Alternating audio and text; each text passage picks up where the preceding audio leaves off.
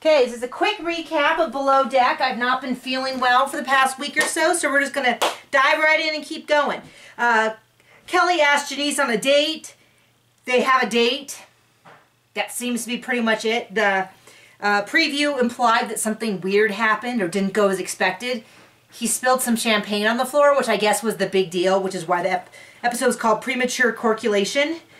The guests are a stockbroker and some students. The guy's typical jerk. I mean, all the guests we've seen have been on the spectrum of being a jerk. So I didn't think they were so bad, but at the end, the guy was probably the worst I've seen in terms of using money as power and belittling people. No, super not impressed. I don't know anyone who's rich who acts that way, and if they do, you should kick their butt. Anyway, he makes a big deal. He doesn't like Ben's service. I don't know. I mean, you can't say that Ben's a perfect cook. You know, he does sort of do it his way or not, but I don't know. I guess I just don't care enough. It's starting to feel like Groundhog's Day because the same thing happens over and over again, which is they have lousy guests. The crew whines about doing their job, and then it's over.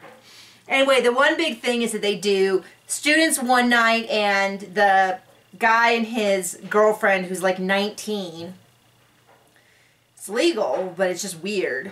Although he was pretty mature, so I get, you know what, I'm being unfair. He was acting like a 19-year-old, so maybe it is fair. But anyway, they do his dinner, and he wants molecular gastronomy, and she wants like quesadillas. And they gave him molecular gastronomy and quesadillas, and somehow the guy didn't like that.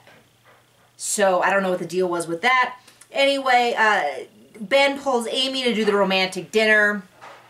Kate really dislikes Amy, and I haven't seen it why she hates her so much. I mean, just really, really dislikes her. I like Kate. I think she's entertaining to watch. I think she would be really difficult to work with because my suspicion is that if she dislikes you, there's pretty much nothing you can do. I'm unfortunately kind of the same way. I've gotten a million times better as I've gotten older. I taught for a million years.